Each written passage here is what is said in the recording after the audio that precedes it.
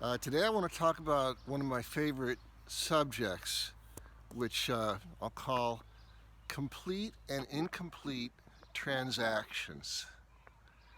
And this is a really big deal for entrepreneurs, but also anybody doing business on their own. So let's look into what does this even mean.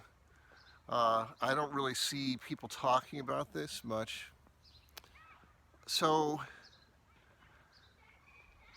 a lot of times when we do transactions, there's a period of incompletion, maybe an opportunity for dissatisfaction, an opportunity for kind of an imbalance of energy input and things like that. So, let's look at a simple example.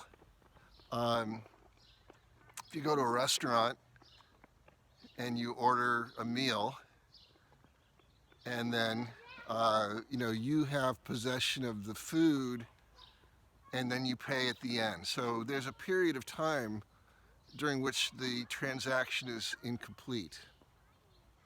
There's a kind of an area of risk. And when you get into business, there's a lot of other areas of risk. For example, a lot of people say in their hiring process, they try to vet people, check references, and I'm not saying those things aren't a good idea. It's a way to try to mitigate risk. But especially in a startup, you may or may not be really, you're trying to mitigate risk because you're trying to make a long-term commitment. So one thing I found a lot that works well with startups is finding people who have the ability to make small commitments. And I'll usually pay people in advance. Like I almost never pay for, wait for completion of work because I value the person's time.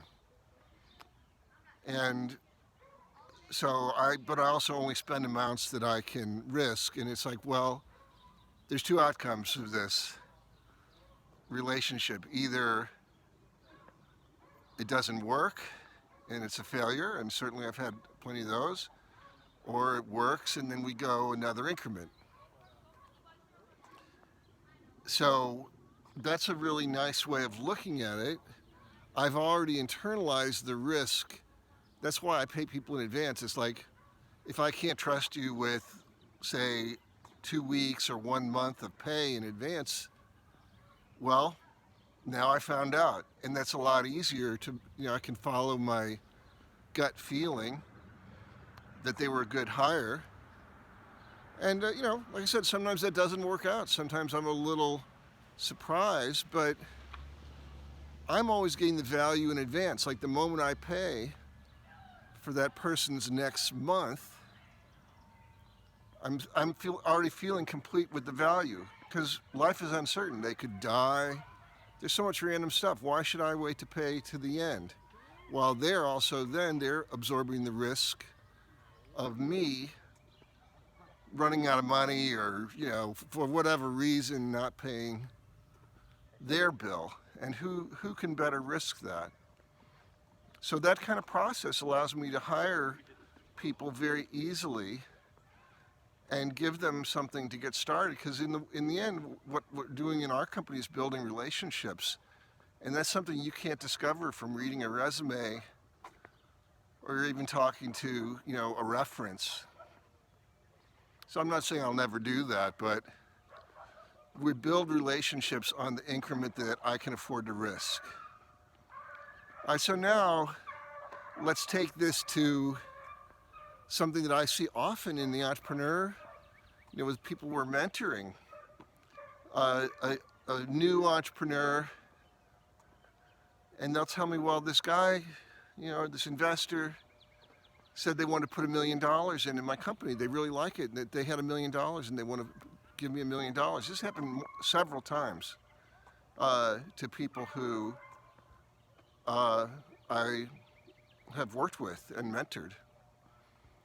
Not under my watch. They haven't before my watch, because with in my approach, you would never have the problem I'm going to describe. So what's the problem? The supposedly wealthy person says, well, yeah, I've got $1 million, but first you need to put together a business plan. And or maybe you need a better pitch deck, or there's always some kind of thing. It's like, oh, yeah, I really would give you the money, except, well, now it turns out you're missing something that's really important, and you need to do that first. So what's really going on there? I'm looking for a good place to walk here. I guess this is a good enough direction.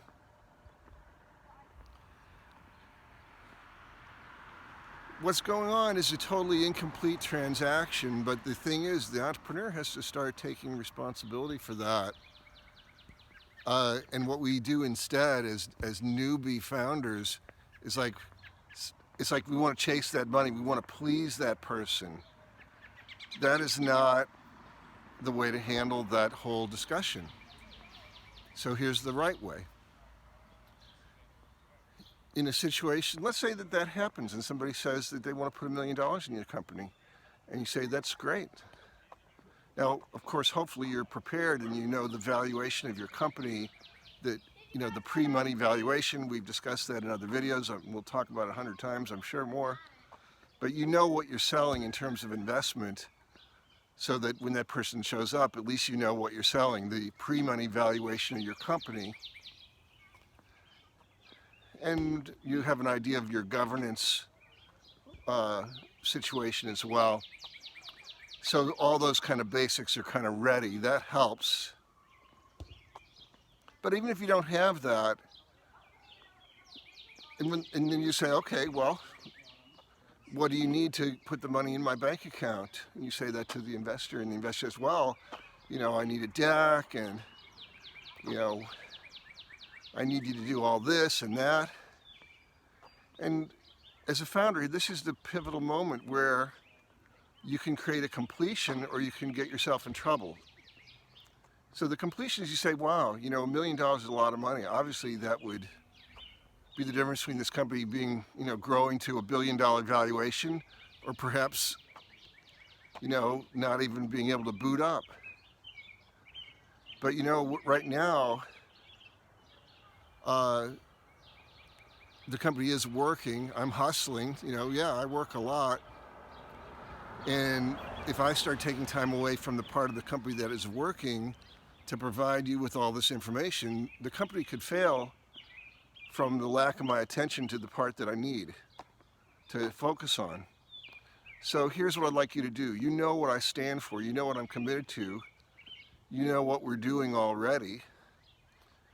I'd like you to put a value on that, or even just a token. And also, let's be real, the real time cost to develop even a good deck of, and underlying business materials, that's quite an expensive thing, especially in the real world, the corporate world.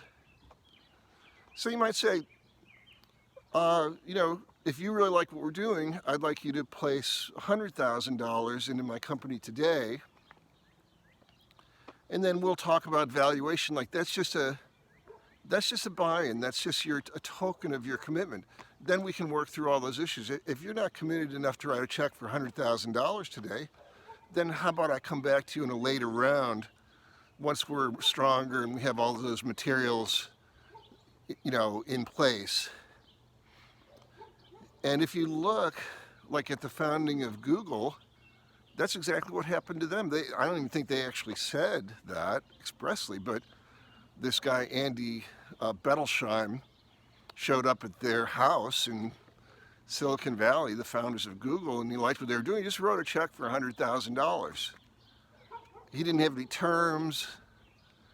I don't think they even had a corporate structure at the time. He just said, look, here's $100,000.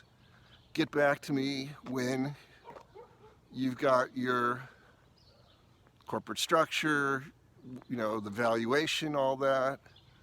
For all I know, I don't know the whole inside story. If I were them, I would have talked to him as a mentor and got his advice on how to value it, because no real investor wants to just take the founder to the cleaners, because that makes a company unstable. So a good investor is going to want the company valued properly for growth, not valued in a way to take an extreme position.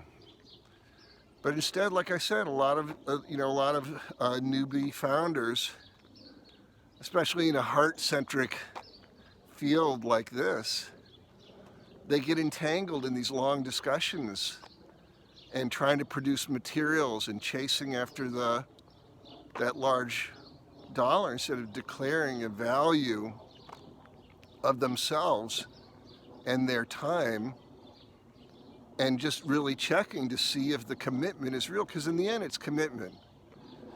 And if somebody who's flashing $1 million can't write a check on the spot just based on their commitment, they're probably not for real. They're probably not really serious about you succeeding. That's a scary thought when you really think about it. So there's really nothing lost. And also, let's say that they are serious, but they just want to have paperwork, or they want some kind of condition that you can't solve today. You just say, great, that's a more mature company. I'll call you back, in our second or third round. The kind of people that are going to invest in your seed round, your first round of capital, that's a special kind of person who can operate on a pure commitment, operate on their heart, operate on a kind of a sense, as opposed to relying on a bunch of paperwork, a bunch of presentations, and all that kind of stuff.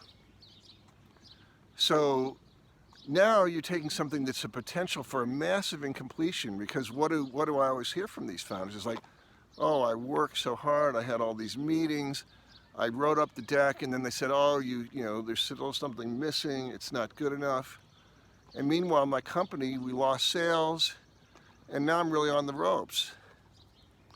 That's what happens when you don't look for completion in each transaction. So there's so many different opportunities for things to be transacted in a complete way. In fact, I just made a transaction like that today, where I'm paying somebody $5,000 for a set of services. Now, I didn't just wing it. We had a lot of discussions about the fine points of the agreement. It's a really strong value proposition, but I don't take $5,000 lightly. And the thing is, though, I evaluated the risk, and there were some protective measures. We do have an agreement. If that agreement, there's enough value in that agreement to rationalize, even if only a little bit of it's delivered, that's worth $5,000, so that's good. So again, the question is it about the risk? Is it about me putting that out there and then worrying? Or am I okay? It's like, you know what? I've made much bigger mistakes in the past. So I felt very complete. It's like when I finally was ready to make that decision, it's like, I'm all in. Now it's not about looking for failure. It's about how do we work together to win this commitment. That was symbolic of my commitment to something very big. So I hope that we all can see the point here, is that commitment is something that happens in the moment, and you can put a price on that commitment. That's how I've raised money with nothing but an idea and no business card, no deck, no presentation. Just a common commitment is enough, maybe not to fund a whole company, but it's enough to get quite a lot of checks. I've raised a fair amount of money just on passion and commitment. That's actually worth something. The perfect deck, the perfect cash flow projection, those are extra. Those are nice, but those are not the things that actually, we've been conditioned by the entrepreneur media, how to make the perfect deck, how to get their attention or all this stuff. And I'm not saying that doesn't work at all, but in the end, it's really commitment. That's where the value flows. So thanks for listening, and I'll see you in the next video.